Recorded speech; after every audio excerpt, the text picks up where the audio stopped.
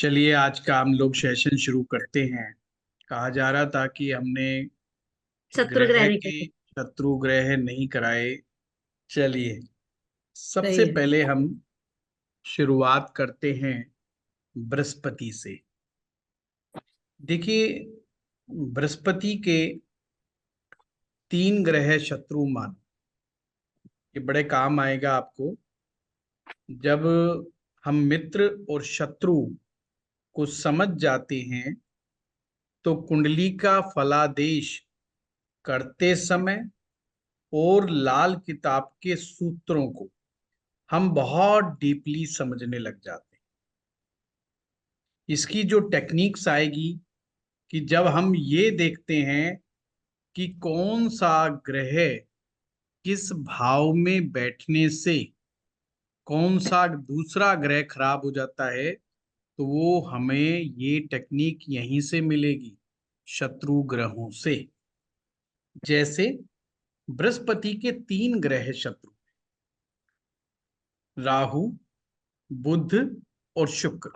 इन्हें हमें याद कर लेना है कि राहु, बुध और शुक्र। अब जो बृहस्पति के घर होंगे, आज नहीं कराऊंगा, आगे कराऊंगा। अगर उन घरों में इनके शत्रु यानी कि राहु, बुध और शुक्र, इनमें से कोई भी ग्रह बैठा होगा तो बृहस्पति को दिक्कत हो जाएगी।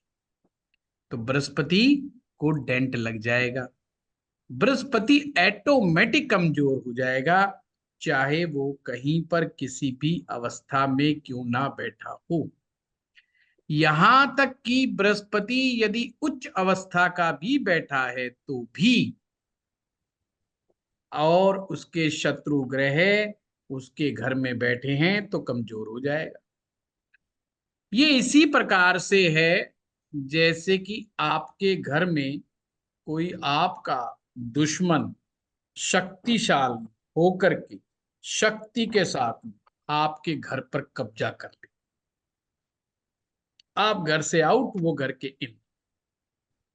तो क्या होगा? बेशक कागजों में कानून के हिसाब से तो घर हमारा, पर उसमें उसके शत्रु ने कब्जा कर लिया है, तो आप उससे फाइट नहीं कर सकते। तो अब हम यहां पर क्या कहेंगे? हम ये कहेंगे कि हमारी स्थिति कमजोर है। तो व्यक्ति क्या करेगा? पुलिस के पास जाए, कोर्ट में जाएगा, ताकि उसको बाहर से मदद मिले। तो ऐसे में उसको बाहर की मदद का ही सहारा रहता है। वो आगे चल के समझाऊंगा कैसे कैसे होता है। तो आपने समझ लिए तीन शत्रु। अब हम अगले ग्रह का नाम लेते हैं, सूरज। सूरज का सबसे ज्यादा जो प्रबल शत्रु है वो शनि है, राहु है और शुक्र है। तीन ग्रह हैं, शनि, राहु और शुक्र। इसका भी यही मतलब है, अगर सूरज के घरों में इन तीन ग्रहों में से कोई भी आ गया तो सूरज बेचारा कहीं पर भी बैठा हो उसको डेंट लग जाएगा। देखो कितना आसान है। ज्योतिष मुश्किल नहीं, ज्योतिष आसान है। मुश्किल हम लोग ही बना देते हैं, क्योंकि ये जो खोपड़ी है ना, ये ऑलरेडी भगवान ने हमें बड़ी कॉम्प्लिकेटेड दे दी। दी तो थी उसने सिंपल, पर हमने समझदारी के चक्कर में से बहुत कॉम्प्लिकेटेड बना दिया। जब भी कोई चीज बहुत आसानी से समझ में आ जाती है तो लोगों को लगता है ये ठीक नहीं है, इसमें तो कुछ तो गड़बड़ है, इतना आसान थोड़ी होता है, ऐसे कैसे हो जाता है? इतना ही आसान होता है। हम ही खुद जल्दबाजी के चलते हुए, अपने अहंकार के चलते हुए चीजों को मिस करते हैं, स्केप कर देते हैं और कॉम्प्लिकेटेड फार्मूलों में घुस जाते हैं। और वही चीज स्टूडेंट को काफी समय तक भटकाने का, अटकाने का काम करती रहती है। और उसके अलावा कोई दूसरा फैक्टर नहीं। तीसरा है चंद्रमा। चंद्रमा का भी जो सबसे प्रबल शत्रु है बुध। वो राहु है। राहु चंद्रमा का हिसाब किताब बन जाए, मामला बहुत गड़बड़ा जाता है। तो राहु प्रबल शत्रु है, पर बख्शता इसको शनि भी नहीं। यानी कि शनि और चंद्रमा आपस में मेल खा जाए तो चंद्रमा कमजोर पड़ जाता है। केतु भी नहीं बख्शता इसको। केतु अगर चंद्रमा के साथ आ जाए या चंद्रमा के घर में आ जाए तो चंद्रमा को डेंट लग जाता है। अब जैसे अभी आप लोगों ने कल ही सीखा कि चंद्रमा का अपना घर कौन सा है, खुद का घर, चौथा भाव। चौथा चौथ हुआ। चौथा भाव। अब इसमें अभी मैंने बताया कि केतु क्या इसका शत्रु है कि मित्र है? शत्रु। शत्रु। शत्रु होना चाहिए। शत्रु है। अब अगर किसी के चौथे घर में केतु बैठ गया तो क्या मानेंगे? चंद्रमा चंद्रमा खराब खराब। चंद्रमा डेंट होगा। बस मात्र चंद्रमा। हो गया चंद्रमा खराब। जी। भाई इतनी सी तो टेक्निक है। चंद्रमा को उसने खराब कर दिया। अब चंद्रमा कौन है? चंद्रमा हमारी माँ है। तो ये डेंट किसको लगेगा? ये पीड़ा कहाँ पहुंचेगी? माँ माँ तक। को।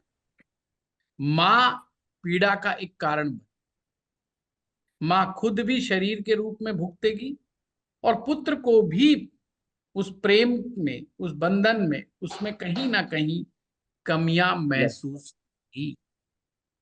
गुरु देखा जी मित्र शत्रु कैसे काम करते हैं। सैटर्न भी वो शत्रु होगा हो जाएगा, सैटर्न भी। हाँ, सैटर्न होगा पर वहां पर इतना प्रबल प्रभाव नहीं पड़ेगा जितना केतु के आने से हो। हाँ हाँ। पर हाँ, अगर आप कह रहे हैं कि चंद्रमा क्या कमजोर होगा तो निश्चित रूप से चंद्रमा कमजोर होगा।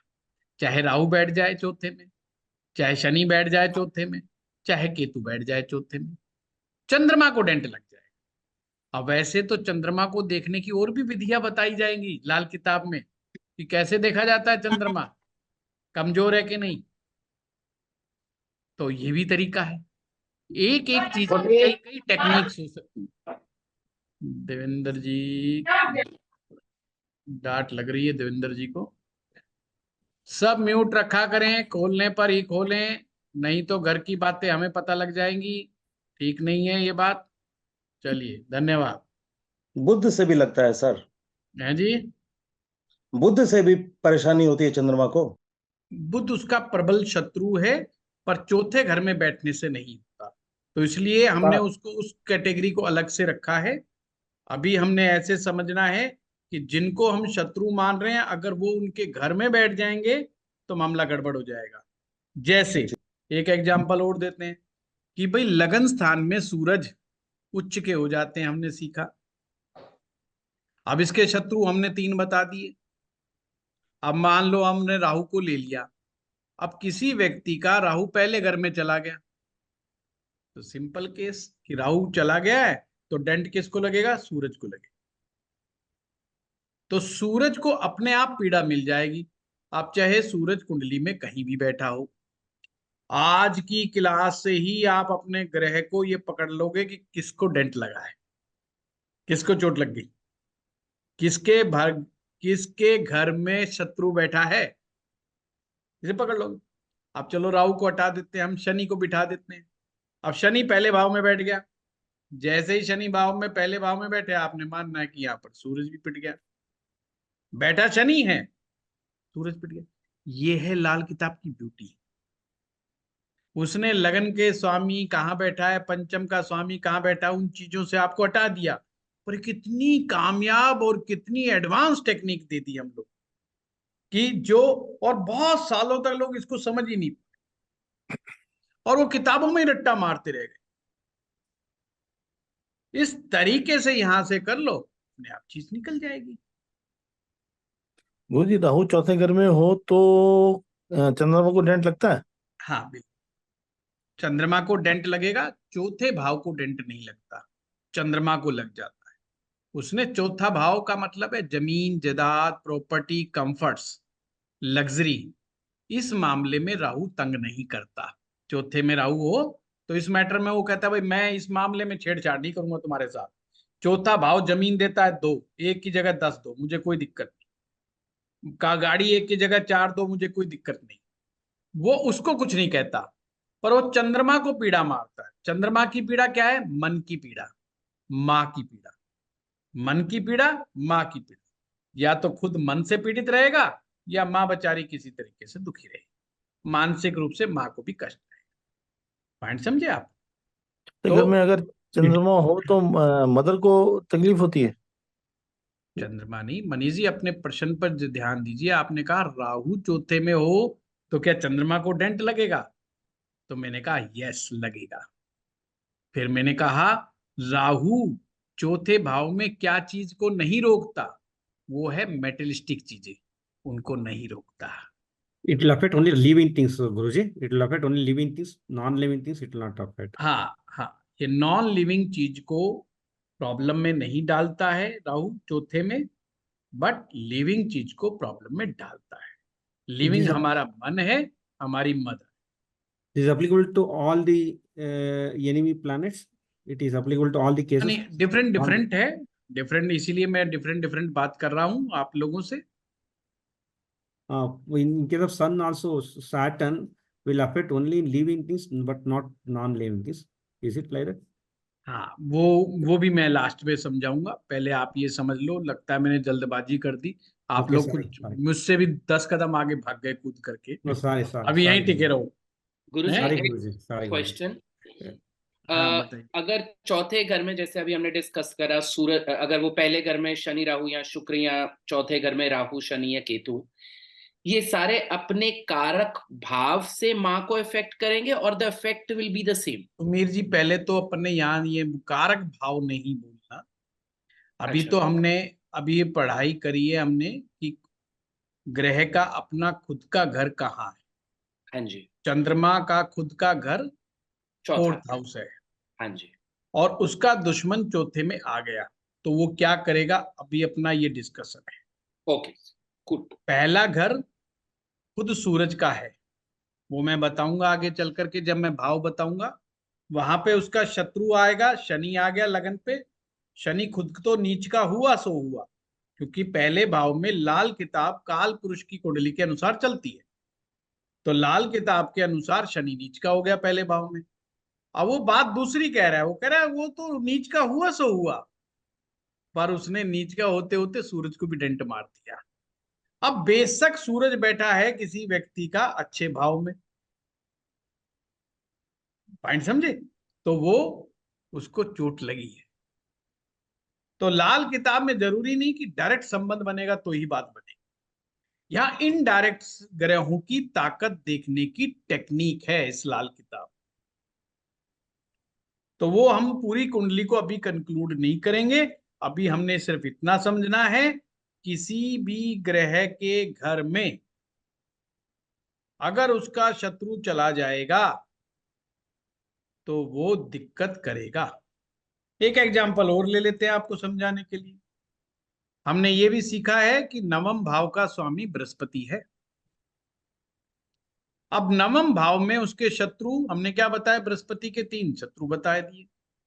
तो 1 मिनट के लिए राहु को छोड़ दो, बुध शुक्र को ले लेते हैं। जैसे ही बुध शुक्र में से कोई भी ग्रह अगर बैठता है नवम भाव में, अब बृहस्पति कहीं पर भी बैठ जाओ उसको डेंट लगा माना जाएगा। बृहस्पति को कुछ परसेंट तक डेंट लग जाए। जैसे कि मान लो चौथे भाव में बृहस्पति उच्च का है। आज मैं लाइव क्लास में करवा रहा था कि कैसे उच्च के ग्रहों को डेंट लग जाता है लाल किताब में। लगता तो वैदिक में भी है पर उसकी टेक्निक अलग है। अपन आज यहीं पे बात कर। अब मान लीजिए गुरु उच्च का है, चौथे भाव में बैठा है, और नवम भाव में आपने बुध शुक्र बिठा दिए। क्योंकि शत्रु आने से तो वो चौथे भाव में उच्च के परिणाम नहीं दे पाएगा। देखने में लगेगा कि ग्रह उच्च का है, पर पूरे उच्च के परिणाम उसको प्राप्त नहीं होंगे। ऐसे आपकी कुंडलियों में ढेरों एग्जाम्पल आपको। सर एक सवाल था। जैसे गुरु का अगर वो नवा भाव होता है, 12वां भाव होता है, ठीक है। और अगर गुरु के घर में शुक्र आ जाएगा तो गुरु कमजोर हो जाएगा, लेकिन 12वें भाव में तो शुक्र उच्च का होता है। मैडम आपने पूरी बात सुनी नहीं ना, जल्दबाजी में प्रश्न पूछ लिया। अच्छा मैंने तो अच्छा। कहा ही नहीं कि शुक्र कमजोर हो जाएगा। मैं कह रहा हूँ गुरु कमजोर हो जाएगा, आप मान रहे हो शुक्र कमजोर हो जाएगा। नहीं नहीं नहीं जी सर, गुरु कमजोर हो जाएगा तो वहां पर शुक्र का बैठना आप अच्छा नहीं है। मुझसे घोड़े वाली चाल 2.5 कदम मुझसे आगे क्यों चल रहे हो? मैंने तो 12वें भाव की बात ही नहीं करी, है ना। जी सर। अभी आप शांति बना के रखो, 9वें पे फोकस करो, एकदम से बहुत आगे मत जाओ। इससे आप ही का नुकसान है, मेरा क्या बिगड़ना, मैं तो 12वें पे भाग जाऊंगा। है मेरे पास तो रानी वाली पावर है, मैं तो चारों तरफ कहीं भी घूम जाऊंगा। पर दिक्कत उनको हो जाएगी जिनको नहीं समझ में आया, उनके लिए प्रॉब्लम हो जाएगी कि 12वां कैसे हो गया, तो कंफ्यूज हो जाओगे। इसीलिए बड़ा धैर्य पूर्वक धीरे धीरे धीरे धीरे स्लो। ये इसलिए मैं जोर लगा रहा हूं ताकि आपको कंसेप्ट आराम से क्लियर हो जाए। शुक्र 12वें में उच्च का होता है, वो अलग चीज है, पर वो ये थोड़ी कहता है मैं गुरु को कमजोर नहीं करूं। शुक्र जब 12वें में उच्च का होगा तो गुरु कमजोर होगा। शुक्र भोग का ग्रह है। अब भोग भोग की तरफ कौन लेकर के जाएगा? हमारा बृहस्पति कहता है भोग नहीं करना, भोग में योग करना है। यानी कि बृहस्पति कहता है भोग जरूरी है तो योग भी जरूरी है। शुक्र कहता है योग की कोई जरूरत नहीं। इस संसार में आए हैं तो हर चीज को एंजॉय करो, कोई ऐसी चीज नहीं है लाइफ जाए बाढ़ में। अपने को भविष्य का नहीं देखना, जो आज है, जो इसी क्षण है, इसी का स्वाद लो, इसी का आनंद लो। और शुक्र की फिलॉसफी है कि चीनी इतनी खाओ, इतनी चीनी खाओ कि तुम्हारा मन भी कह दे कि अब चीनी मत खाओ, और डॉक्टर भी कह दे बेटा फंस जाएगा अब ज्यादा चीनी खा गया। तो आपके अंदर एक ऐसा वैराग्य आएगा कि आपका चीनी की तरफ देखते ही मुंह साइड में हो जाए।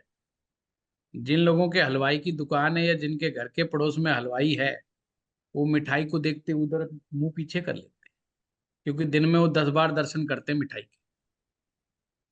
शुक्र इस तरीके से काम करता है, तो आगे चल के सीखोगे आप। तो शुक्र भोग देता है और गुरु योग देता है। चलिए, अब बीच में मत पूछिए, थोड़ा आगे बढ़ने दीजिए, क्लास नहीं पता चला इसी पे घूमते रह गए। अब टॉपिक ही क्लियर नहीं हो रहा है ना। ये तो प्रश्न आपके एडवांस में चल रहे हैं, मैं देख रहा हूँ वो उस पॉइंट पे टिक नहीं रहे, सब आगे आगे चल रहे हैं। तो इसको अभी यहीं पे पूरा करते हैं। हमने चंद्रमा कर लिया, अब शुक्र पे आते। शुक्र ग्रह के भी 3 दुश्मन है, राहु, सूरज और चंद्रमा। राहु, सूरज और चंद्रमा।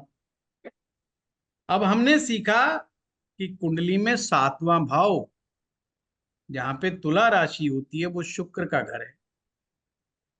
जो दूसरा राशि है भी शुक्र का घर है, यानी दूसरा भाव और 7वां भाव शुक्र के भाव है लाल किताब के अनुसार।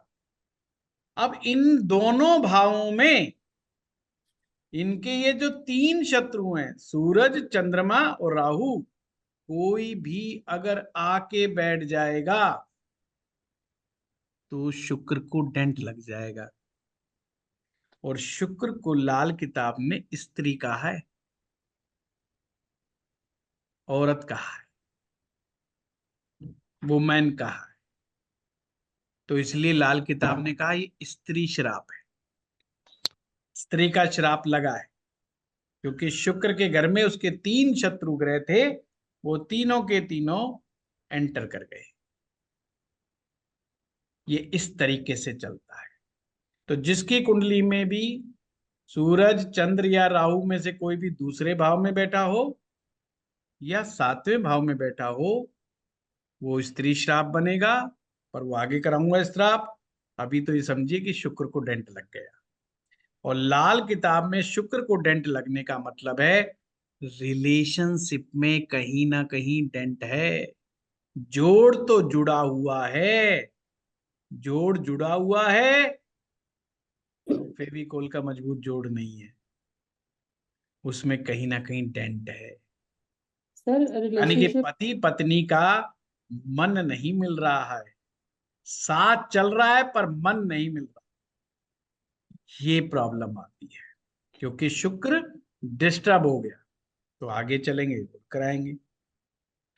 अब चलते हैं मंगल के पास। मंगल के दो दुश्मन है, बुध ग्रह और केतु ग्रह। अब मंगल का घर कौन सा है? पहला, मेष राशि, फर्स्ट हाउस। 8 नंबर राशि, 8वां भाव, पहला भाव और 8वां भाव, ये मंगल के अपने घर हैं। और यहां पर इसके दो दुश्मन, या तो बुध पहले में आ जाए या 8वें में आ जाए, या केतु पहले में आ जाए या 8वें में आ जाए। दोनों ही स्थितियों में मंगल का दोष लग गया। मंगल का दोष का मतलब यहां मंगल डेंटेड हो गया, मंगल को चोट लग गई, मंगल कुछ ना कुछ दुष्परिणाम देगा। लाल किताब ने इसे रिश्तेदारी का ऋण बोला है, जिसमें आदमी कभी देखते हो ना, गुस्से में आकर के रिश्ते नाता सब तोड़ देता है किसी रिश्तेदार को मेरे घर में घुसाने की जरूरत नहीं है, ये सब बेकार लोग हैं, कोई मदद नहीं करता मेरी। तो मंगल भाई बंधु होते हैं हमारे, हमारे रिश्ते नातेदार होते हैं ये लोग, तो उसमें बड़ी प्रॉब्लम आती है। और भी देखा जाता है अकॉर्डिंग टू द सिचुएशन, कि वहां पर बुध बैठा है तो फिर बुध के अपने परिणाम होंगे, केतु बैठा है तो केतु अपने तरीके से रिजल्ट देगा। तो है ना सिंपल। अब आते हैं बुध ग्रह के पास। बुध का एक ही दुश्मन है, वो कहता है सबसे मेरी दोस्ती है या मैं दोस्ती कर लेता हूं। कोई आदमी किसी भी पार्टी का हो, अपने को कोई टेंशन नहीं है, अपन सबसे दोस्ती रखते हैं, पर एक आदमी को मैं किसी भी सूरत में नहीं बख्शूंगा, उसका नाम है चंद्रमा। याद रखना, बुध एक ही ग्रह को अपना शत्रु मानता है, उसका नाम है चंद्रमा। और अच्छा, हमारे जीवन में अगर बुध चंद्रमा को समझना हो तो ऐसे समझा करो, बुध बुद्धि है और मन चंद्रमा, बुध बुद्धि, मन चंद्रमा, और ये दोनों एक दूसरे के हमेशा दुश्मन रहते हैं। जब भी हम अपने मन से काम करते हैं ना, कहते हैं यार दिमाग ने साथ नहीं दिया, दिमाग दूसरा आदमी, अबे तेरे अंदर दिमाग है कि नहीं है, उठ के चल दिया मुंह मुंह उठा करके, तेने सोचा ना समझा ना, दिमाग तो लगाया कर। अगर दिमाग का इस्तेमाल करते हैं तो मन साथ नहीं देता, है ना। कभी कभी मित्र हमारे घर पे पैसा मांगने आ जाता है, यार मदद दे। अब हम अच्छी तरह जानते हैं ये पट्टा किसी के पैसे नहीं लौटाता, पर क्या करें, मित्रता इतनी पुरानी है। अब दोनों के बीच में झगड़ा होगा, किसके बीच में? बुद्धि के बीच में और मन के बीच में।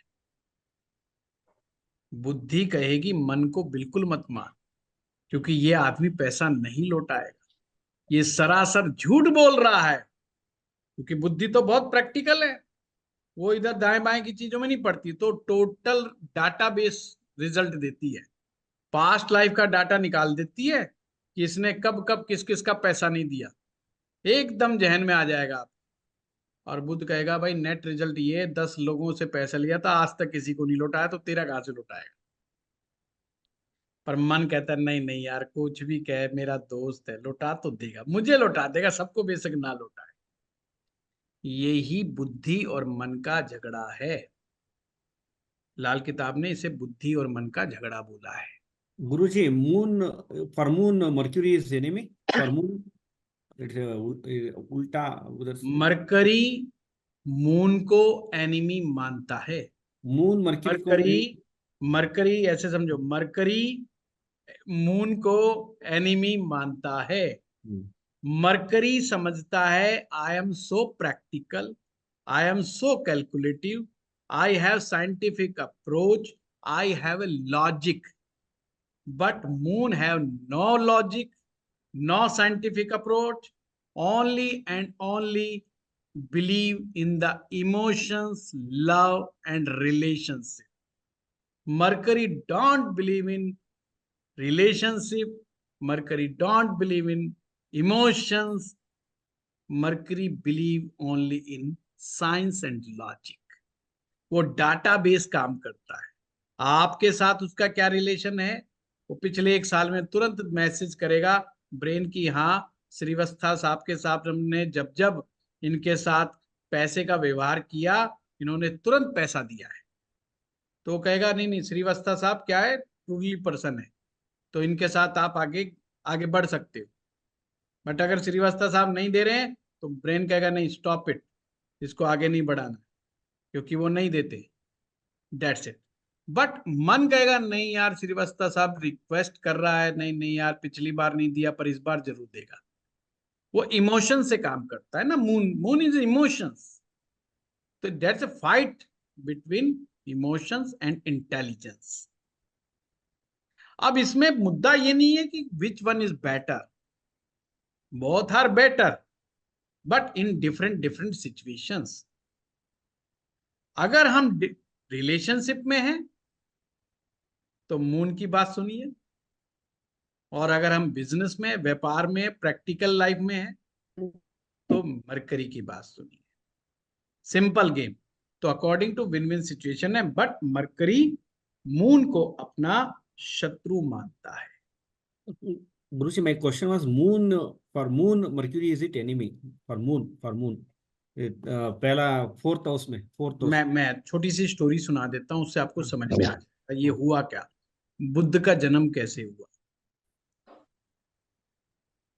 गुरुदेव बृहस्पति की पत्नी का नाम था तारा। दोनों आश्रम में रहते थे, साधनाएं करते थे, और गुरु जी जैसे कि गुरु का कार्य है कि शिष्यों को विद्या देना, तो बहुत सारे शिष्य उनके आश्रम में शिक्षा प्राप्त करते थे, गुरु जी शिक्षा देते थे। उन शिक्षार्थियों में से चंद्रदेव भी शिष्य बनकर के, गुरु के शिष्य बनकर के उस आश्रम में आ गए, पढ़ाई शिक्षा दीक्षा करने लगे। चंद्रमा का स्वभाव चंचल है, चंद्रमा का स्वभाव चंचल होता है। एक दिन गुरुजी चले गए बाहर, कहीं काम से आश्रम छोड़ गए। चंद्रमा मन से इतना चंचल है कि उनका मन उनकी धर्मपत्नी पर ही आ गया, और उन्होंने क्या काम करा, छल से, छल का मतलब उन्होंने बृहस्पति का रूप धारण कर लिया कि उसका हस्बैंड, जस्ट लाइक हस्बैंड, और तारा के साथ संबंध स्थापित करा।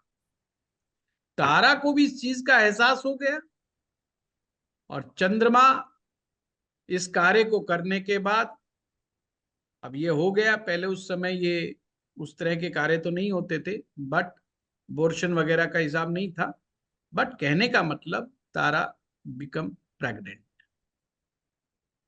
उसकी प्रेगनेंसी से जो पुत्र हुआ, उस पुत्र का नाम ही बुध है। तो अल्टीमेटली बायोलॉजिकल फादर कौन है? Moon is the biological father of mercury. Moon is the biological father of mercury.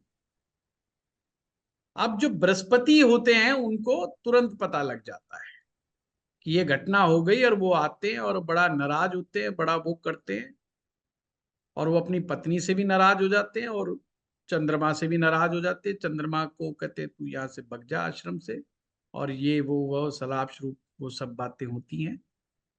But चंद्रमा फिर चाल चलता है और गुरु जी के पैरों में पड़ जाता है, और बहाना ये करता है कि मैं तो अबोध बालक, बालक मतलब मैं अभी इतना मैच्योर नहीं हूं, और मेरी तो मन की प्रकृति को तुम समझते ही हो, और मेरे से ही गलती हो गई, आप जो मर्जी सजा दो, बट मुझे आप अपने से जुदा मत करो, मुझे क्षमा करो। तो गुरु बृहस्पति क्या करते हैं, चंद्रमा को तो क्षमा कर देते हैं, पर अपनी वाइफ को माफ नहीं करते। कहते हैं तुम तो मैच्योर थी, तुम पतिव्रता थी, तुम इस चीज को क्यों नहीं रोक पाई, तुम ही रियल कल्प्रिट। और वो उसको अपने आश्रम से निकाल देते हैं। तो आश्रम से कौन निकला? उनकी वाइफ निकली। अब जब वाइफ आश्रम से निकल गई है तो वहां से निकलने के बाद उन्होंने बच्चे को जन्म दिया जो कि बुद्ध है। अब बुद्ध ये समझना चाह रहा अपनी मदर से, हु इज माई फादर, और मदर बता नहीं रही who is the father of mercury. जब वो बड़ा होता है तो उसको पता चलता है कि my real father is moon, but Jupiter जिसने न्याय नहीं किया मेरी मां के साथ।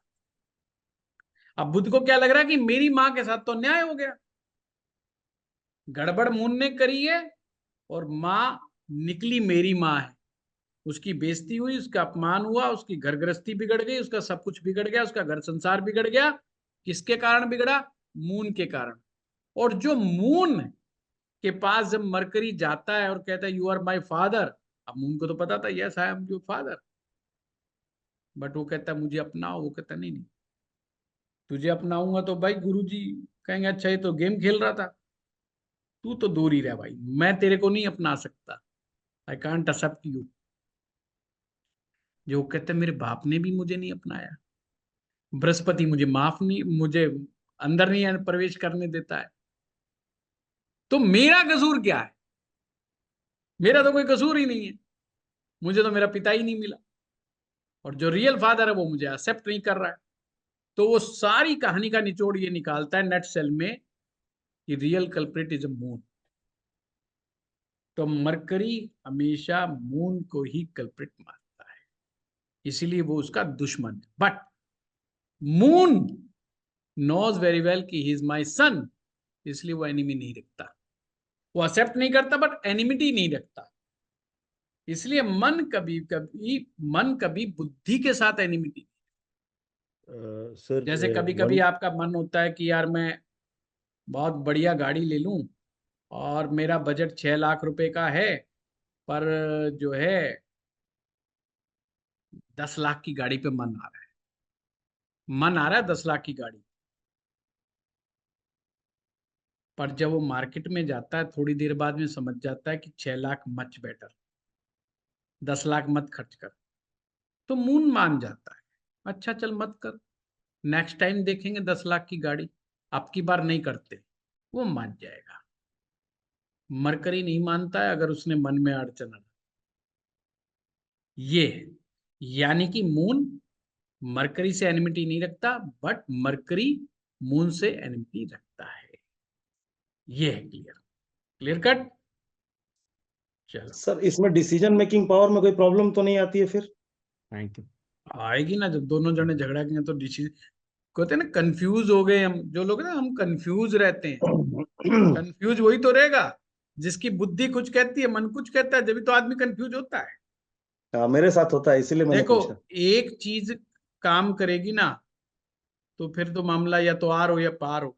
वो बात डिफरेंट है कि वो गलत जाएगा कि ठीक जाएगा, dates a different matter, but वो कंफ्यूजन में नहीं रहेगा। कंफ्यूज वही होता है जिसकी मन कुछ कहता है और बुद्धि कुछ कहती है, that stage called the confusion stage. आज बहुत अच्छा उत्तर मिला आपसे। अब अगला चलते हैं, नहीं तो उत्तर ही ढूंढते रह जाओगे। शनि का प्रबल शत्रु सूरज है, चंद्र है और मंगल है। यानी अब शनि किसको मानता है अपना शत्रु?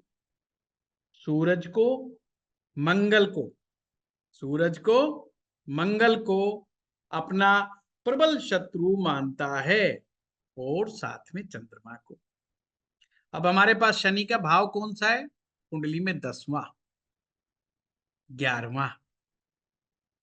अगर 10वें भाव में सूरज बैठ जाए, चंद्रमा बैठ जाए या मंगल बैठ जाए तो ये शनि को डेंट मारता है।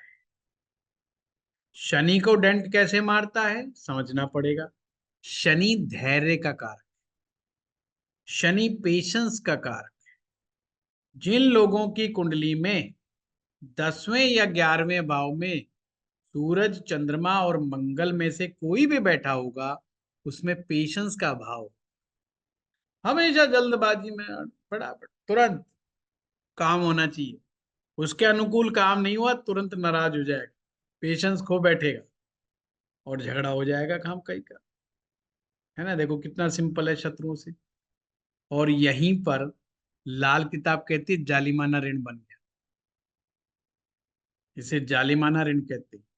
10वें या 11वें में सूरज, चंद्र, मंगल में से कोई भी बैठे जालिमाना ऋण बन जाता है। जालिमाना ऋण का एक दूसरा नाम है निर्दयी ऋण, क्रूरता का ऋण। जब हम किसी गरीब आदमी को, कमजोर आदमी को बलपूर्वक दबा देते हैं, शनि प्रतीक है गरीब लोगों का, कमजोर लोगों का प्रतीक है। जब वो उनका ऊपर अत्याचार होता है तो शनिदेव नाराज हो जाते हैं। और ये ग्रह राजाई ग्रह, सूरज राजा है, मंगल सेनापति है, ये राजाई ग्रह है। और 10वां भाव सत्ता का भाव है। जब इनमें बैठते हैं तो टफ हो जाते, क्रूर हो जाते, थोड़ा ये लोगों के साथ व्यवहार में थोड़ा सा सख्ती से पेश आते। ये मैनेजमेंट के लिए तो अच्छा है। वैसे किसी का मंगल 10 में बैठा हो, he is a good manager. वो परवाह नहीं करता कौन रो रहा है कौन हंस रहा हो, नहीं देनी छुट्टी, वो कह रहा जी बच्चा बीमार है घर पे जाना, ना ना नहीं देनी भाई, पैसे काट लूंगा, ये कर लूंगा, नौकरी से निकाल दूंगा, धक्का मार दूंगा, भगा दूंगा। तो it's a good for the management purpose. But Shani भगवान इससे नाराज हो जाते हैं कि भाई दया ही नहीं कर रहा गरीबों पे। अपने नीचे काम करने वाले जितने भी लोग होते हैं सब शनि का रूप है। अब राहु के ऊपर चलते हैं। शनि हो गया, राहु को देखते हैं। सूर्य, मंगल और शुक्र, सूर्य, मंगल और शुक्र। अब राहु इन तीनों को दुश्मन मानता है। ये कहता है ये जहां पर भी मिल जाए उनको डेंट मार दो। यानी कि गलती से सूर्य हाथ लग जाए, मंगल हाथ लग जाए राहु के, या शुक्र हाथ लग जाए, वो बख्शता नहीं है इनको। इनको काफी अच्छी खासी चोट लगा देता है, या आप ऐसे कह सकते हो मार लगा देता है। Which was Guruji? House Bava. Which Bava? इसका कोई भाव नहीं है, इसके साथ आ जाने से गड़बड़ हो जाती। केतु, केतु का प्रबल दुश्मन मंगल और चंद्रमा है। ये लाल किताब के अनुसार ये चंद्रमा को और मंगल को दुश्मन मानता है। ये पूरा चार्ट शत्रुओं का चार्ट है। इसको आप थोड़ा सा ध्यान पूर्वक समझ लेंगे, और नहीं भी समझेंगे क्या फर्क पड़ता है, मैं अपने आप समझा दूंगा, है टेंशन मत लो। याद होता है ठीक है, नहीं होता वैसे ही याद हो जाएगा। इतनी बार ये रिपीट होंगे ना इसमें, बस अपने आप हो जाएगा, तो टेंशन मत पालो, ठीक है। गुरुजी प्रणाम। प्रणाम। गुरुजी अगर हम ये 5th हाउस में अगर सूर्य आ जाता है, 5th हाउस सूर्य का है, अगर उसमें चंद्रमा आ जाता है तो हम अपने आप समझ लें कि अमावस दोष लग गया है इसमें। ऐसे कैसे अमावस्या बनने देंगे, हम नहीं बनने देंगे अमावस्या। ऐसे ऐसे नहीं ऐसा बनाएंगे नहीं, वाणी जी, ना ऐसे थोड़ी बनने देंगे। ऐसा नहीं, पर सूर्य पीड़ित मानेंगे पर अमावस दोष नहीं मानेंगे। सूरज काय को पीड़ित मानेंगे, क्योंकि चंद्रमा का 5th तो हाउस उसका सूर्य, मित्र है। नहीं नहीं गुरुजी अरे सूर्य, सूरज का शत्रु देखना है, सूरज का शत्रु राहु है, सूरज का शत्रु शुक्र है। अगर वो अच्छा 5वें में बैठेंगे तो डेंट लगेगा ना। सूरज का ओके शत्रु ओके। शनि है। अगर शनि 5वें में बैठे, राहु 5वें में बैठे, शुक्र 5वें में बैठे, तो बोलो ये बात। अच्छा ये नहीं मानेंगे कि सूर्य और चंद्रमा मिक्स हो गए एक, जैसे 5th हाउस में सूर्य है, हमने चंद्रमा वहां पर हो गया, तो ऐसे ये कैसे नहीं। मिक्स हो जाए, ऐसे कैसे। ओ अच्छा अच्छा अच्छा। हमारा रिश्तेदार आता है 2-3 दिन के लिए रुकता है, कौन सा वो अपना घर पे प्रॉपर्टी के कागज साइन करवा लेता है। अच्छा हाँ और वो ऐसे ही अगर 2nd हाउस में अगर राहु आ गया तो फिर हम शुक्र को डेंटेड तो हो गया, और इसको ये भी मान लेंगे कि शुक्र प्लस ये राहु की युति बैठ गई। ना ना ना, ऐसे युति नहीं। नहीं ऐसे नहीं बनती। युति ध्यान से समझो, जब तक दो ग्रह एक ही भाव में इकट्ठे नहीं बैठेंगे जब तक युति नहीं है। अच्छा, वो हाउस से नहीं दिमाग में देखें। नहीं रखना। जब तक अच्छा, दो ग्रह एक साथ नहीं बैठेंगे, दो बैठे तीन बैठे, जब तक ऐसा नहीं होगा उसे युति नहीं मानना है। Okay okay. इनडायरेक्ट युतियां होती हैं। वो युतियां वैसी नहीं होती जैसी आपको पुस्तकों में लिखी गई हैं। इनडायरेक्ट का मतलब है कि मैं चुपचाप किसी को मदद कर रहा। ये तो होता है लाल किताब में कि चुपचाप ग्रह अपने मित्र ग्रह को मदद करता है, पर उसे फिर भी युति नहीं कहते, उसे मदद कहते हैं। अच्छा अच्छा। और युति से ऐसे, अलग कॉम्बिनेशन बन जाता है, मदद बिल्कुल अलग चीज है। हाँ बोलिए।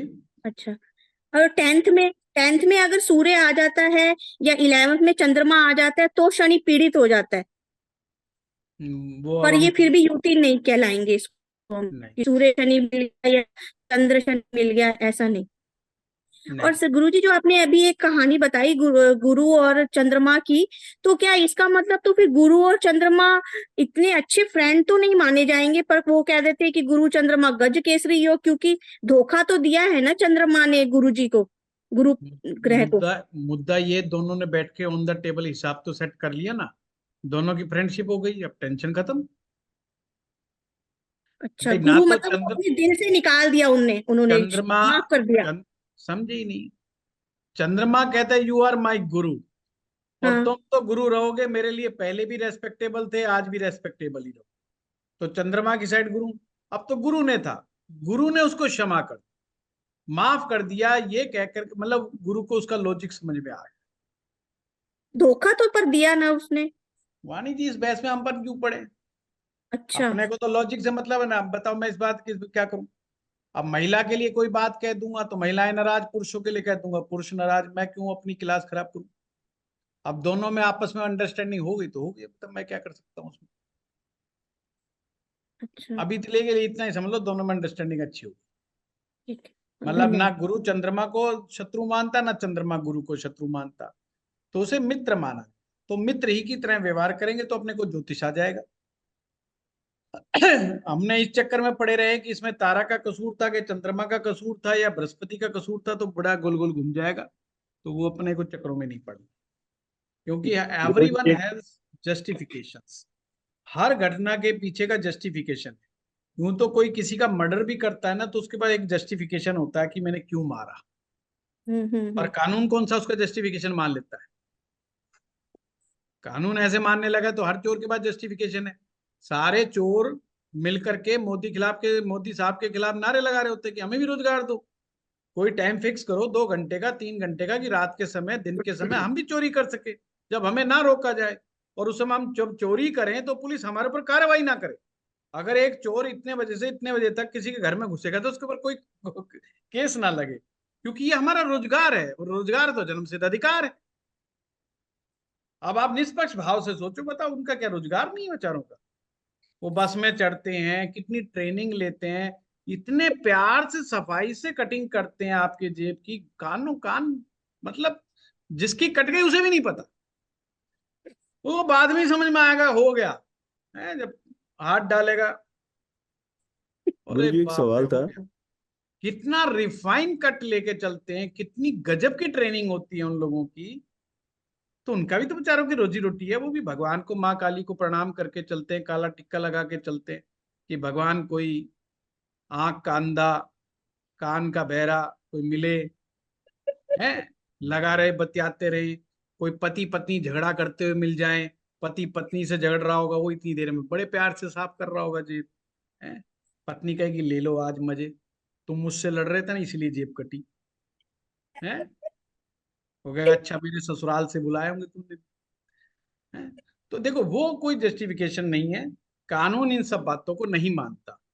कुछ चीजें वो ह्यूमैनिटी के ग्राउंड पर कानून भी मानता है, पर हर चीज को नहीं मानता है, ठीक है ना। तो उसके चक्कर में हमने नहीं पड़ना है। सर एक सवाल पूछ सर सकता एक हूँ गुरुजी? अरे सवाल पूछोगे अभी तो, चलो मैं भी नहीं, थक एक गया हूँ, बताओ। गुरुजी एक छोटा सा केतु का कंफ्यूजन था। केतु का एक एक एक बार कर, और बताइए। केतु का एक बार केतु और का बताइए। चंद्र और मंगल। ठीक है, क्लास थैंक तो यू। डिस्टर्ब हो रही है सर। तो आप क्लास को तो 1 घंटा हो गया है, अभी क्लास डिस्टर्ब नहीं हो, क्लास चल रही है, शांति रखो। सर एक कंफ्यूजन है, प्लीज बता हाँ पाएंगे? बताइए बताइए। सर जैसे आपने बताया कि शनि का घर है 10th हाउस में, यदि शनि के साथ में यदि मंगल चंद्रमा ये बैठ जाए, सॉरी सूर्य चंद्रमा मंगल बैठ जाएंगे तो शनि को डेंट लगेगा। अगर इनके घर में बैठ जाए 10वें इनके भाव में घर या में, हाँ, 11वें भाव बैठ जाएंगे तो शनि को डेंट लगेगा। में। हाँ पर आपने एक जगह यही बताया कि मंगल जो उच्च का होता है 10वें घर में, हाँ। तो इन दोनों का थोड़ा सा मुझे क्लेरिफिकेशन बता पाएंगे सर? ऐसा तो कुछ समझ में नहीं आ रहा है कि मंगल उच्च इसका का 10वें घर। प्रशांत जी जब हम जी। वास्तु करेंगे ना, उसमें बहुत अच्छा इसमें एक्सप्लेनेशन है। अच्छा। तो उसमें बड़े आराम से समझ में आएगा कि मंगल यहाँ पे उच्च का क्यों होता है 10वें में, जी। चौथे घर में गुरु उच्च का क्यों होता है, जी। पहले घर में सूरज उच्च का क्यों होता है, और शनि 7वें में उच्च का क्यों होता है। वास्तु में बड़े प्यार से समझा। ओके, मतलब इन दोनों को अपन अलग अलग लेके चले हैं, अभी जो आपने हाँ इधर अभी समझाया अभी उसको अभी अलग। अभी आज के टाइम में ये समझे कि शनि जी। को डेंट लगेगा। जी। शनि को डेंट लगने का मतलब होता है शनि जिन चीजों का कारक होता है उनके रिजल्ट में कुछ कमी आ जाएगी। जी। जैसे मैंने बड़े प्यार से आपको बताया कि भाई शनि धैर्य का, तो एक पॉइंट लिया, मैं ज्यादा चीज नहीं पकड़ी। जी। जिसका शनि बलवान, उसमें दुख सहन करने की क्षमता होती है। अब दुख सहन करने वाले को क्या बोलते हैं? हम कहते हैं धैर्य पुरुष। कहते हैं ना धैर्यवान कौन? जो दुख सहन कर लेता है, जो जी। जरा सा कुछ कहते ही, जैसे हमारे हरियाणा में कोई बेचारा बाहर का, लखनऊ का आदमी आ गया, उसने कहा, रास्ता पूछना था, बोला भाई साहब एक कष्ट दूं, तो हरियाणा का आदमी बोला दे के देख। जी। मतलब उसमें धैर्य नहीं, बोला अच्छा कष्ट दे के देख, मैं बताऊं उसको। वो तो बेचारा अपनी अच्छी भाषा का उपयोग कर रहा है, पर उसने नहीं उस बात की लाज रखी है, उसने सोचा करके देख है। तो धैर्य जो होता है ये शनि की देन है, जो कष्ट भी सहन कर लेता है, दुख भी सहन कर लेता है, और अपने कर्म के प्रति लगा रहता है, लगा रहता है, और अपने काम से बड़ा सेटिस्फाई होता है। जितने लोगों का शनि अच्छा होता है उनको जीवन में ज्यादा मेहनत करके ही सेटिस्फेक्शन मिलता है।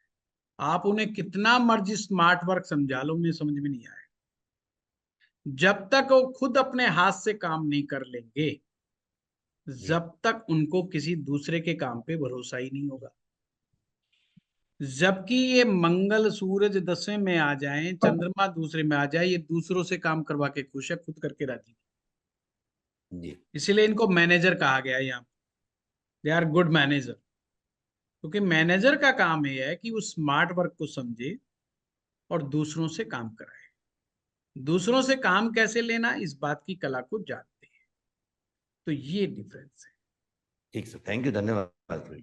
हाँ टीना जी, गुरुजी हैंड रेज कर लो, बस गुरुजी प्रणाम। हैंड रेज कर लो, बीच में मत बोलो। हाँ गुरुजी ये जो आपने बताया था ना कि 9th हाउस में अगर बुध और शुक्र साथ में होते हैं तो गुरु को डेंथ लगता है, लेकिन बुध और अगर शुक्र ही सिर्फ नहीं टीना बुध जी, ऐसे समझना है जो भी गुरु का शत्रु है, तो गुरु के शत्रु कौन कौन लिखवा है वो देखो, देखो लिस्ट उठाओ। राहु बुध और शुक्र, हाँ इनमें से कोई भी बैठ जाए 9वें में तो गुरु को डेंट लग जाए। ठीक ठीक है सिद्धार्थ गुरुजी, नैयर जी, और गुरुजी दोनों प्रणाम बैठे हो गुरुजी। तो बुध एक और हैंड शुक्र। रेज करके, बीच में मत बोलो, बीच में मत बोलो। हाँ, गुरुजी मेरा सवाल ये था कि एक जैसे एक घर है, 5वां घर है, वो सूर्य का घर है। अब अगर सूर्य के घर के अंदर उसके दोनों दुश्मन आ जाते हैं, मान लो राहु आ जाता है और साथ में शुक्र आ जाता है, ये जी आपस में भी दुश्मन है और घर में जिसमें आ गए वहां भी दुश्मन है, तो ये अल्टीमेटली अब चलेगी किसकी यहाँ पे? चलेगी किसकी हो तो बहुत बाद में बताऊंगा आगे चल करके, क्योंकि नहीं तो सारे स्टूडेंट कंफ्यूज हो जाएंगे। अभी के लिए इतना समझिए कि सूरज को अच्छा खासा डेंट लग गया, अच्छा। क्योंकि यहाँ राहु ने भी डेंट मार दिया और शुक्र ने भी डेंट मार दिया। और राहु शुक्र आपस में लड़े बैठे हैं, वो एक अलग कहानी है कि यहाँ पर राहु शुक्र को भी डेंट मारता है। तो आप ऐसे समझिए इस केस में सूरज भी घायल हो गया और शुक्र भी घायल। और ये आपस में भी एक दूसरे का इम्पैक्ट आ रहा है इनके ऊपर, जैसे कि सूर्य के घर में अगर शुक्र आ गया तो वो वैसे मेल्ट हो जाएगा वहां पे, वो अलग नहीं, खराब होगा। पहले दोनों मिलके सूरज को मारेंगे, फिर अच्छा। बचा शुक्र और राहु, फिर राहु हम्म, शुक्र को मारेंगे। कोई अच्छा हिंदी फिल्मों में दिखा ना, डॉन होता अच्छा, है डॉन। दुश्मन दुश्मन दोस्त हो जाते हैं। अच्छा, डॉन क्या करता है, वो कहता है अच्छा पहले जाओ तू उसको मार दे। जब वो कहता है उसने मार दिया, बोला अब इसको मैं उड़ा देता हूँ, इसने मेरा काम आसान कर दिया, मैं डायरेक्ट उससे नहीं लड़ना चाह रहा था, इससे मरवा दिया, अब इसने मार दिया, अब ये मेरे किसी काम का नहीं, हटाओ। तो who is the boss? Now Rahu is the boss in fifth house. Rao is the boss. ठीक है। हाँ सोनी गर्ग जी। हाँ जी सर, ये किस तरीके का डेंट होता है, मतलब गुरु को किस तरीके का डेंट लगेगा, मतलब इसको हम कैसे वो समझेंगे, सोनी जी क्या मैं कराऊंगा लगेगा आगे इन आगे, द टेंट सेंस? का भी मैंने बता चुका, ये आज कई बार रिपीट हो गया। मतलब उस ग्रह के रिजल्ट में कुछ परिणामों में कमी आ जाए, ठीक है। अच्छा, मतलब जो जो कारक तत्व उस ग्रह से रिलेटेड है, जी या जी जैसे जी। गुरु ज्ञान का कारक है तो ज्ञान में कमी आ जाएगी, इस ज्ञान तरह में से? कमी का मतलब नहीं, ज्ञान तो लोगों में बहुत है, राहु के पास सबसे ज्यादा ज्ञान है। सोशल मीडिया पे जो अच्छा। बैठे रहते हैं उनके पास बहुत ज्ञान है, पर वो ज्ञान अच्छा है बुरा बस उनको ये नहीं पता। ज्ञान तो ज्ञान है, सही कह रहे हैं। पर ज्ञान अच्छा है कि बुरा है उन्हें ये नहीं पता, नंबर एक बात। नंबर दो बात, उस ज्ञान का इम्प्लीमेंट कब करना और कहाँ करना ये नहीं। तो समझो ये गुरु की खराबी है। ज्ञान होना गुरु की निशानी नहीं है, ज्ञान का सही उपयोग कब करना है, कहाँ करना है और कैसे करना है, ये अच्छे गुरु की निशानी। बहुत अब जो बड़ी बात अच्छा कह दी सुलझा हुआ आपने। व्यक्ति होगा, ज्ञानी व्यक्ति होगा, उससे कोई बहस करने लग जाए, वो बेचारा बहस छोड़ के साइड में हो जाएगा, कोई अच्छा भाई जी मैं आप जीते। हम्म। वो आगे बोलेगा ही नहीं, वो तुरंत समझ जाएगा अरे वेद वचन कहने से यहाँ लाभ नहीं होने वाला, ये तो पशु योनि का मनुष्य है, अब इससे वार्तालाप करने का कोई लाभ नहीं। सुबह से शाम तक भी इसके सामने बीन बजाऊंगा, इसने एक ही बीन पे खड़े रहना है, इसने नहीं मान। तो गुरुजी महाराज 1 मिनट में कल्टी मार लेंगे। पॉइंट समझे? और अगर जिसमें का खुद हाँ का भी जी। बृहस्पति खराब हुआ और उसका तो है ही खराब, वो सुबह से लेकर शाम तक बहस करेंगे ढंग से, बीच बीच में पानी पीते रहेंगे और बहस जारी रहेगी, जब तक थक के चूर नहीं हो जाएंगे बहस जारी रहेगी। ये चीज आप सीखोगे धीरे धीरे। हाँ विनोद जी। Thank you. गुरुजी, मेरा प्रश्न ये है कि सूर्य का शत्रु राहु। हम्म आवाज आ रही है मेरी? हम्म। अच्छा जी।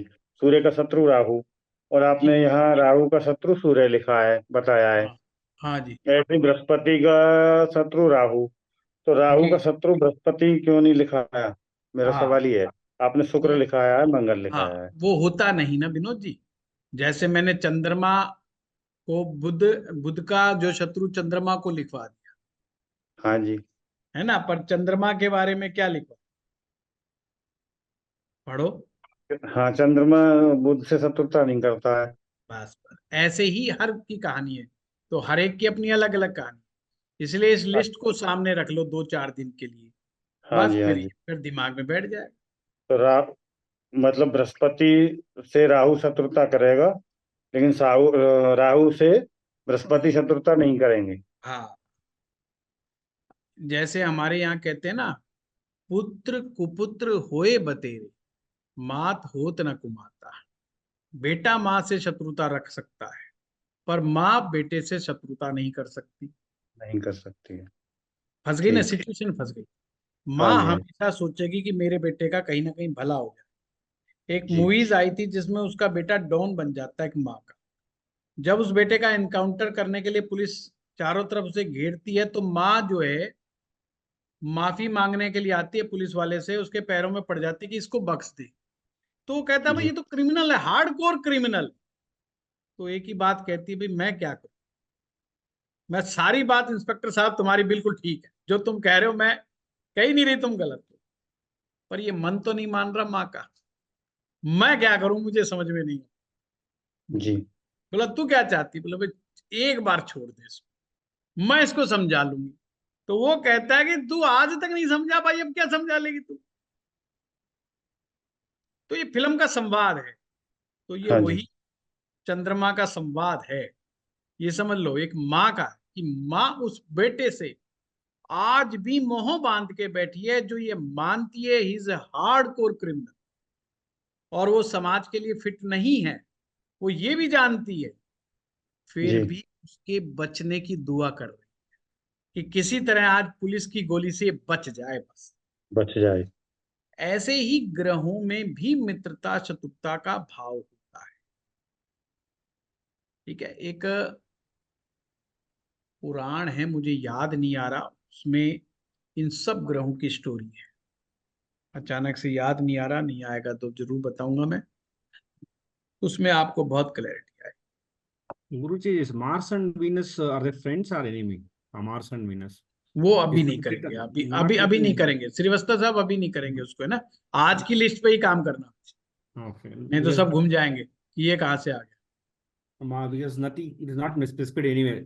हाँ, Enemy or शत्रु पता नहीं। नहीं वो थोड़ा कॉम्प्लिकेटेड है, इसलिए मैं अभी नहीं बोल रहा हूँ। Friends, हाँ, उसको मित्र शत्रु में नहीं, वो सिचुएशनल है वो का। situation. हाँ, उस सिचुएशनल है। मंगल क्या है? पुरुष है, योद्धा है, बलशाली पुरुष होता है मार्स। हम्म, और जो भी इस समाज में बलशाली है, वो चाहता है इस समाज की सबसे सुंदर स्त्री मेरी पत्नी होनी चाहिए, हम्म, क्योंकि वो अपना रुतबा दिखाना चाहता है कि सबसे सुंदर स्त्री मेरे पास है। उसका सिर्फ इतना ही मकसद है, उसको शुक्र से प्रेम नहीं, उसको स्त्री से प्रेम नहीं है, पर उसके लिए वो स्टेटस सिंबल है कि मेरे नगर की सबसे ज्यादा सुंदरी स्त्री मेरी पत्नी है। अब अपोजिट साइड वीनस, वीनस कौन है? स्त्री। वो चाहती है इस सारे नगर का, इस शहर का सबसे ज्यादा बलशाली और धनवान पुरुष मेरा पति होना चाहिए, जो मुझे प्रोटेक्ट कर सके, मुझे सपोर्ट कर सके और मुझे फाइनेंशियल सिक्योरिटी दे सके। Venus attracts towards Mars, Venus attracts towards Mars, but Mars not attracted towards Venus, but he wants कि वो मेरी पत्नी हो। पॉइंट समझे? मेरे साथ हो, मेरी पत्नी हो, और कोई हाथ ना लगा सके, but it's my status symbol, इसका मेरे से दिल से कोई रिलेशन नहीं। पॉइंट समझे? तो ये वीनस का और बड़ा अजीबोगरीब संबंध है, इसलिए कभी कराऊंगा, है ना। जब एक बुक लिखी गई थी, man comes from Mars, woman comes from the Venus, both are different in nature but attracted towards each other। दोनों का बिल्कुल सोचने समझने का तरीका डिफरेंट है। पुरुष का मस्तिष्क अलग तरीके से काम करता है, स्त्री का मस्तिष्क बिल्कुल अलग तरीके से काम करता है, बट दोनों एक दूसरे के प्रति अट्रैक्शन रखते हैं। बट इसे ना मित्र कहा जाता है, ना इसे शत्रु भाव। कभी कभी मंगल बिल्कुल भी शुक्र की तरफ नहीं जाता। मंगल है पहलवान, बॉडी बिल्डर, मंगल है ब्रह्मचर्य का प्रतीक। तो जो पहलवानी करते हैं उन्हें कहीं ब्रह्मचर्य का पालन करना है। आप इट्स मीन सेलिबेसी मेंटेन करनी है, तो keep distance from women, it's mean ये। तो मार्स जो होगा, असली मार्स, वो वुमेन की तरफ जाएगा। पॉइंट समझे? तो that is a different thing. तो इसलिए कहा वो हमारी इस लिस्ट में नहीं आता है। तो कुछ कॉम्बिनेशन है जो हमारी इस लिस्ट में नहीं आते। ऐसे ही मून वीनस है, बहुत सारे कॉम्बिनेशन है, वो आगे धीरे धीरे आएंगे। अभी नई क्लास है तो अभी अपन ने उसमें चक्रों में नहीं पढ़ना। हाँ चंद्रशेखर जी। गुरुजी, हरिवंश पुराण है या सादर नंद प्रणाम पुराण है? सर। नहीं, पुराण का नाम मुझे याद नहीं आया, इसलिए मैंने बताया ही नहीं। सर नमस्ते सर। सर बोलिए। आपके नोट्स में सर मैंने दो प्रश्न है मेरे सर, ये ऋण वाले। सर एक तो सर ये चंद्र बुध का सर, अब सर चंद्र बुध का मिलन आज चंद्रशेखर जी सॉरी, आज जो है हम वो बात नहीं करेंगे, ऋण वाली नहीं बात करेंगे, वो आप डाउट क्लियरिंग के सेशन में बात करें। ये क्या है, लोग और कंफ्यूज हो जाएंगे। Okay sir. सर दूसरा सर ये केतु और चंद्रमा अच्छा सेम ही क्वेश्चन है सर, वही अगर केतु चंद्रमा की युति किसी भी घर में हो तो हाँ ऋण नहीं, वो बनेगा। मद्दा हो जाएगा चंद्र। ठीक है सर, ठीक है सर, अब बाद हाँ में करिश्मा डाउट। जी, करिश्मा हाँ गुप्ता। सर। हाँ वो आज मेरी पहली क्लास है, मुझे एक चीज पूछना था कि जैसे आपने बोला वीनस 12वें भाव में उच्च का हो जाता है, पर वो जुपिटर का भी अपना भाव होता है एक। तो अगर वहां पे जुपिटर वीनस की युति हो गई तो वो क्या जी किसको युति डेंट करिश्मा लगेगा? जी आगे पढ़ाई जाएगी, है ना। पर इसमें जुपिटर को डेंट लगेगा क्या सर, हाँ जैसे अगर जुपिटर वो? को yes yes yes. Okay. Okay ठीक है सर, ठीक है। हाँ मनीष जैन जी, और किसका हाथ है? बाकी हैंड डाउन कर लीजिए जिनका क्वेश्चन हो चुका। प्रणाम गुरुजी। प्रणाम प्रणाम। गुरुजी, धनु राशि के अंदर जैसे गुरु का अपना घर है, जी तो उसके अंदर गुरु उच्च का हो गया, चंद्रमा उच्च का हो गया, अगर शनि बीच में बैठ जाए तो वो नहीं मनीष जी गुरु को गलत दंड बोल गए, लगेगा? चंद्रमा और गुरु कैसे उच्च के हो जाएंगे नवम भाव में? कोई नहीं भी नहीं, उच्च का गुरु नहीं का होगा। अपना घर है तो मित्र हो गया ना सर गुरु जी चंद्रमा। ऐसे नहीं करना, ऐसे नहीं, आपने उच्च का बोलना है जब वो उच्च का हो। मैं इसलिए आपको सिखा रहा हूं, नहीं तो गलती हो जाएगी आपसे। हाँ, गुरु तो कर्क राशि में उच्च का होता है। हाँ यस यस यस। और जैसे ये आपने अभी बताया कि धनु राशि के अंदर गुरु ठीक होता है, चंद्रमा ठीक होता है और शनि, मैंने ये ठीक कहा है, है, गुरु को धनु राशि नहीं बोला पहले, धनु का मैंने नाम ही नहीं लिया। मैंने सीधा कहा है नवम भाव का मालिक गुरु होता है, नवम भाव का मालिक गुरु होता है ऑलवेज, सभी की कुंडलियों, आपकी में भी मेरी में। हो सकता है आपकी में नवम भाव में राशि कुछ और हो, मेरी में कुछ हो, उसके बावजूद नवम भाव का मालिक गुरु होता है। और जैसे मकर राशि के अंदर शनि, शनि का अपना घर होता आप है पर इसको राशियों मंगल। से मत बोलो मनीष, राशियों से आप कंफ्यूज हो जाओगे, बाकी लोग भी हो जाएंगे। आप इसको घर बोलिए, आप बोलिए 10वां ठीक है, घर। 10वें घर के अंदर शनि का अपना घर होता है हाँ और शनि शायद मंगल का दुश्मन है, तो फिर भी वहां तो उच्च का हो गया ना सर, तो दुश्मन कैसे हो गया? अरे मनीष जी, मैंने अभी अभी एक का जवाब दिया ना कि मैं वास्तु का इसमें आएगा, उसमें मैं आपको बहुत अच्छे से कराऊंगा। वहां पे उसको समझाने की टेक्निक ज्यादा आसान है। मैं चाहता हूं कि मैं आपको आसान तरीके से बताऊं, मुझे फर्क नहीं पड़ेगा, मैं तो एक्सप्लेन करके चला जाऊंगा, पर बाकी सभी लोग कंफ्यूज हो जाएंगे कि आज क्या करा दिया, तो इसलिए नहीं जी चाहता। जी, धन्यवाद धन्यवाद। ठीक है, शालिनी जी। गुरु जी, मुझे सबसे पहले तो मैं एकदम न्यू हूँ, मुझे टाइम का बहुत कंफ्यूजन हो रहा है सीएसटी और आईएसटी में। तो आज का तो हमारी क्लास कभी नहीं छूटती है 7:30 वाली, बट सैटरडे वाले में मैं कंफ्यूज हो मैं जाती समझा हूँ। दूं, वो फर्स्ट टाइम क्लास हुई थी, हमारी महीने में 5 क्लास होती है। महीने के एंड का जो शनिवार होगा उसमें एक एक्स्ट्रा क्लास, सिर्फ महीने में एक क्लास है जो एक्स्ट्रा होगी, वो सैटरडे को होगी, सेम 7:30। और ये और पहली बाकी दिन क्लास थी इस महीने की एंड। जी जी, और बाकी दिन वो सैटरडे वही इवनिंग ही 7:30, रहती। 7:30 संडे। जी गुरु जी, और मेरा एक और क्वेश्चन है कि अगर 9th हाउस में बुध और शुक्र दोनों बैठा है, क्योंकि वो 9th हाउस इनका होता है बृहस्पति जी का, तो तो क्या वो डेंट मारेंगे क्या? जी जी जी बिल्कुल, बुध और शुक्र बोथ? बहुत गुरु को डेंट लगेगा।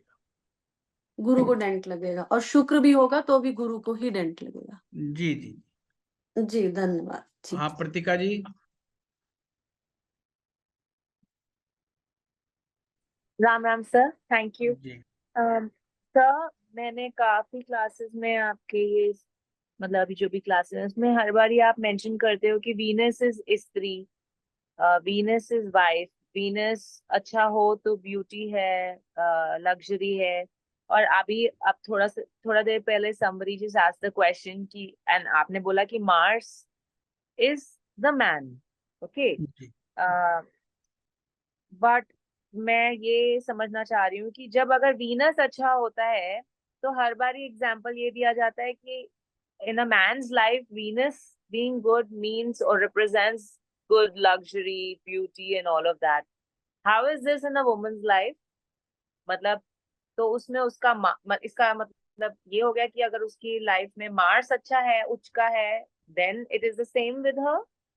नहीं, प्रतिका जी, आपको ऐसा समझना है, स्त्री और पुरुष जब दोनों के रिलेशन की बात आई तो उसमें वीनस ही रेस्पॉन्सिबल है दोनों केसों में। अगर एक फीमेल का वीनस खराब है तो इसको हमने ऐसे समझना है, उसको रिलेशनशिप के सुख में कमी आई।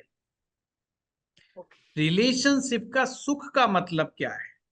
It's mean internal happiness, inner happiness. It's a concept of inner happiness, या आप ऐसे कहें, Venus is the concept of inner happiness. ये तो हम शुद्ध भाषा पर्दा रख करके बोल देते हैं स्त्री है पुरुष है, but it's true sense, in true sense that's is inner happiness. Venus is the responsible for the inner happiness. अगर किसी का भी शुक्र अच्छा है, वो अंदर से खुश है। ओके। जिसका शुक्र जितना पीड़ित है, वो उतना ही अंदर से दुखी है, जितनी मात्रा। अब वो चाहे फीमेल है चाहे वो मेल है। मेल है, ठीक है। Okay, thank you sir. But पुरुष के लिए इनर हैप्पीनेस में एक बहुत मेजर पार्ट वुमेन का आता है।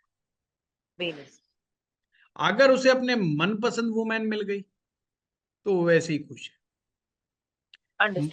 पुरुष का मनोविज्ञान कहता है कि अगर पुरुष का हृदय परिवर्तन करने में कोई सक्षम है तो वो स्त्री है।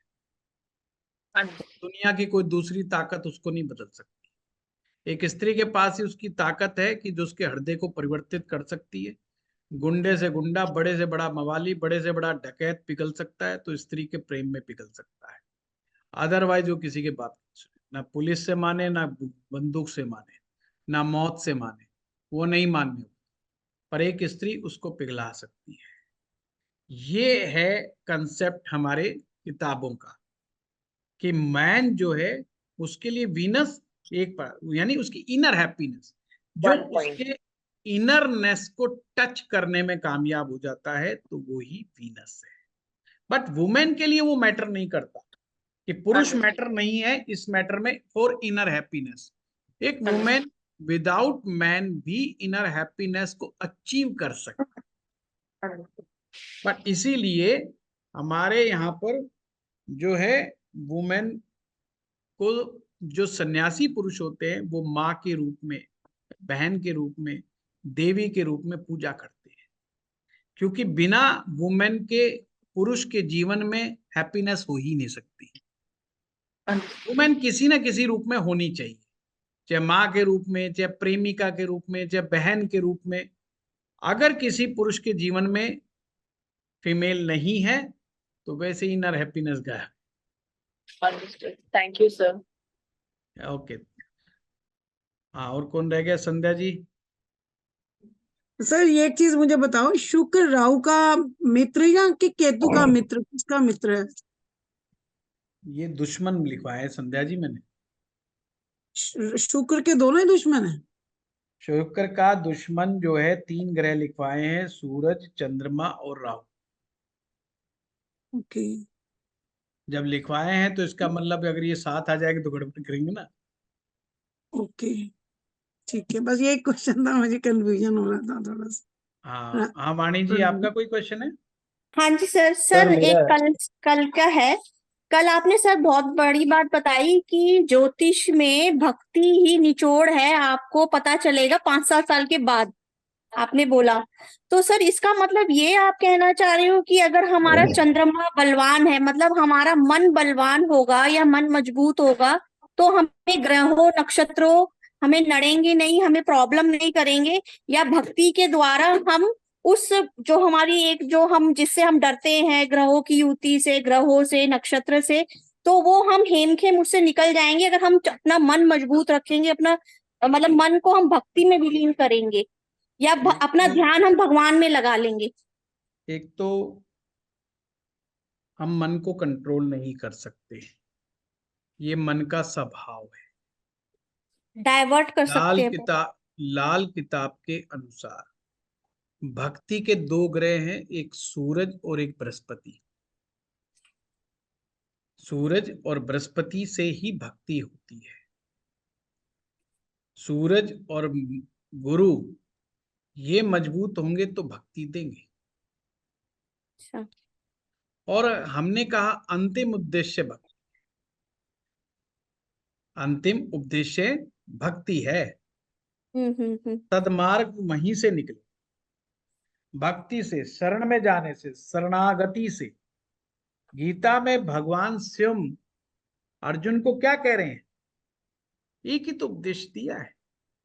मेरी शरण में जब आ वो जाओ। कंफ्यूज हो जाता है कि मैं करूं तो करूं, क्या करूं, आपने बहुत सारी बातें बता दी भगवान, पर मैं फिर भी कंफ्यूज हूं, मुझे कंफ्यूजन से बाहर निकालो। तो कहते हैं अब मैं समझ गया, तेरे बस की बात नहीं है ज्यादा, तू सब चीज छोड़ दे और एक ही चीज समझ ले कि तू मेरी शरण में आ जा, बस शरणागति हो जा। ये जो शरणागति है यही भक्ति है कि सब कुछ तुझ पर छोड़ दे, मेरे हाथ में कुछ नहीं। शरणागति का मतलब है बुद्धि का त्याग। अब मुझे अपना लॉजिक लगाना ही नहीं। हे भगवान, हे गुरु, अब मेरा लॉजिक खत्म और मैं आपकी शरण में। और ये समर्पण भाव बुद्धि से नहीं आता, ये आता है मन से, चंद्रमा से। क्यों? समझना पड़ेगा क्यों ऐसा होता है। क्योंकि चंद्रमा सूरज का भी मित्र है, चंद्रमा गुरु का भी मित्र है। इसलिए चंद्रमा बहुत जल्दी भक्ति की शरण में जा सकता है। यानी कि कोई व्यक्ति मन से जब भक्ति में जाता है तो बहुत जल्दी समर्पित हो जाता है। जब वो बुद्धि भाव के साथ भक्ति में जाता है तो समर्पण नहीं दे पाता, उसमें एंटर ही नहीं कर पाता। तो भक्ति के लिए मन की जरूरत है। इसलिए तो तो सर कहते हैं, शरणागति का मतलब ये हुआ ना, go with the flow, Ram राखे तेम रहिए। तो जैसा राम। अब आपको ज्योतिष के माध्यम से समझना है। भक्ति का मतलब विदाउट मरकरी, भक्ति का मतलब विदाउट मरकरी।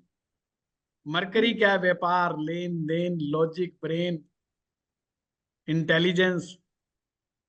भक्ति में ये सब चीजें नहीं चाहिए। मैं भी कभी कभी भाव में आकर के अपने स्टूडेंट को कह देता हूं, अपनी डिग्रियां, अपना दिमाग कंप्यूटर के बाहर साइड में रख दिया करो जब मेरी क्लास में बैठा करो। भूल जाओ आप कब कहां से क्या पढ़ के आए हो, भूल जाओ यूट्यूब को, भूल जाओ वेबसाइट को, भूल जाओ किताबों को। अपना दिमाग लगाना ही छोड़ दो। कोरी स्लेट की तरह आओ, अपना मस्तिष्क को साइड में रख के आओ, तुम्हारे मन को सामने रखो। इस मन रूपी स्लेट पर मैं अपने चाक से कुछ लिखना चाहता हूं। जो लिखवाने में कामयाब हो जाएंगे वो जो चाहेंगे बन जाएंगे, जो नहीं होंगे वो ब्रेन को लिए लिए घूमते रखेंगे, खुद तंग होंगे, सबको तंग करते फिरेंगे जगह जगह। ये है भक्ति। और विद्या में भी भक्ति चाहिए। विद्या विनयशील को प्राप्त होती है, अर्थात जो धैर्य पूर्वक गुरु की वाणी में श्रद्धा रखते हुए, गुरु पर विश्वास करते हुए विद्या को सीखते हैं, वो ही विद्या को प्राप्त होते हैं। अदरवाइज तो ये सूत्रों की कहानी, सूत्रों में गोल गोल घूम के उलझ जाती है और ज्योतिष नहीं आ पाता। नहीं तो थोड़े से सूत्रों में बहुत सारा ज्योतिष समाया हुआ है। ये है भक्ति। देखो आज गीता का नया ज्ञान देती है ना, भक्ति का ज्ञान विदाउट मरकरी। जी जी सर। जब तक गीता शब्दों के माध्यम से चलती है तो मरकरी चलाता है, और मरकरी केवल शब्द को रटता है, उसको डिकोड करता है, बोल देता है। वो यहां से घुसती है और यहां से निकल जाती है, वो हृदय की गहराइयों में नहीं बसती। जब भी गीता के 2 श्लोक भी हृदय की गहराइयों में बस जाते हैं वहीं पर क्रांति हो जाती है जीवन में। वही इंसान को बदल के रख देती। अदरवाइज गीता का पाठ रोज करने वाले लोग 50 साल में भी नहीं बदल पाते। वही अहंकार, वही बुद्धि, वही गुस्सा, वही क्रोध, वही सब कुछ रह जाता है। लकड़ियों में जाने को पहुंचने को तैयार हो जाते हैं, अहंकार नहीं छूटता, क्योंकि सॉरी सर, मैं शरणागति एक का सेकंड कैमरा कंसेप्ट ऑफ नहीं कर रही समझ। हूँ। ठीक है, सर चलिए। गुरु जी। हाँ जी, हेलो। हाँ जी, हाँ जी। हाँ सर, मैं मनोज बोल रहा हूँ। सर जैसा कि आप बताए थे कि सूर्य का पक्का घर पहला घर होता है, तो इस कॉन्सेप्ट में पहले घर को माना जाएगा या उसको लिफ्ट कर पक्का दिया ही है, जाएगा? वो कच्चा थोड़ी है। तो अगर मान लीजिए सर कि पहले घर में सूर्य बैठा, उसके साथ शुक्र बैठ जाए, अभी पहला भाव कराऊंगा तो ना, जब उसमें आएगा। अच्छा वो भाव में जाएगा ना? हाँ, अभी आएगा ना। अभी मत पूछो कि शुक्र बैठे कि शनि बैठे। अभी तो जो मैं नहीं, बता वो रहा हूँ मैं उसे समझ सुनो। गया। यस, चंद्र डॉक्टर का पवन फोर्थ है जी। और हाँ सूर्य का फिफ्थ है। हाँ, पवन जी, डॉक्टर साहब। प्रणाम प्रणाम गुरु जी। प्रणाम जी, प्रणाम। गुरु जी, जैसे शत्रु ग्रह में आपने कहा कि बृहस्पति के घरों में शुक्र बुध राहु अगर आ जाता है तो बृहस्पति नीच हो जाता है। नीच नहीं, हमने कहना डेंट लग जाता है। हाँ, डेंटेड हो नीच तो जाता है। वो केवल दसम भाव में हो। हाँ, अगर सेम कंडीशन रिवर्स हो जाए कि शुक्र बृहस्पति के घर में आ गया, हाँ, तो क्या शुक्र डेंटेड होगा या बृहस्पति डेंटेड होगा? शुक्र को डेंट नहीं लगेगा, गुरु को ही डेंट लगेगा। सेम जैसे पांचवें घर में शनि आ गया तो शनि सूरज को डेंट मारेगा। सूरज यानी कि कहीं पर भी बैठा हो, सूरज को डेंट लगेगा। यानी कि शनि पंचम में भाव में बैठ करके, पांचवें भाव में बैठ करके सूरज को डेंट मारता है, और पंचम भाव को भी डेंट मारता है। और सूरज जब 10वें घर में चला गया तब सूरज जो है शनि को डेंट मारता है। तब सूरज शनि को डेंट मारेगा। मतलब इट मींस कि वाइस वर्सा अगर ये होते हैं तो आगे सेम। कंसेप्ट आता है जिसे हम साथी ग्रह बोलते हैं। ओके। साथी ग्रह में चीजें बदल जाती हैं, कि जैसे शनि पांचवें में आ गया और 10वें में सूरज बैठ गया, तो वो साथी ग्रह हो जाते हैं। साथी ग्रह एक दूसरे के मदद के ग्रह बन जाते। वो आगे आएगा, अपने व्याकरण में सारा आएगा। ठीक है। रितु बजाज जी। Thank you. नमस्कार गुरुजी। नमस्कार। गुरुजी, जैसे आपने सेकंड हाउस में चंद्रमा बताया था कि ये उच्च का ग्रह होता है सेकंड हाउस में चंद्रमा, इसमें अगर केतु बैठ जाएगा तो फिर तो पीक करेगा चंद्रमा को, मतलब नहीं नहीं, डेंट मारेगा। आज हमने नहीं, दूसरे भाव में उससे नहीं देखना। अगर साथ में केतु बैठा होगा तो डेंट मारेगा। अच्छा, अगर दूसरे भाव में केतु है तो वो नहीं मारेगा डेंट चंद्रमा को? नहीं नहीं, ऐसे नहीं लगता। सिर्फ उच्च चौथा का भाव होता है ना। चंद्रमा का है। नहीं, उच्च के से मतलब नहीं है, खुद के भाव की अच्छा, बात है। खुद का भाव चौथा है। ठीक है। और सातवें घर में अगर चंद्रमा है तो वो शुक्र को डेंट मारेगा। हाँ हाँ, ये है ना? ठीक बात। ठीक है। और सर गुरुजी, जैसे इसमें महादशा से भी फर्क पड़ता है, ऐसा कुछ तो नहीं है इससे रिलेटेड? नहीं, नियम तो यही रहेंगे। महादशा का अपना अलग असर होता है ना। ठीक है, धन्यवाद गुरु। धन्यवाद। आज 9 बज गए हैं। Thank you. मिलते हैं नेक्स्ट वीक। प्रणाम। गुरु जी। प्रणाम गुरु आज जी। की क्लास कैसी रही, प्रणाम गुरु जी। इसको व्हाट्सएप पे जरूर लिखिए, हमारे ग्रुप में लिखिए। थैंक प्रणाम यू। गुरु जी, बहुत अच्छी क्लास थी, बहुत अच्छी क्लास।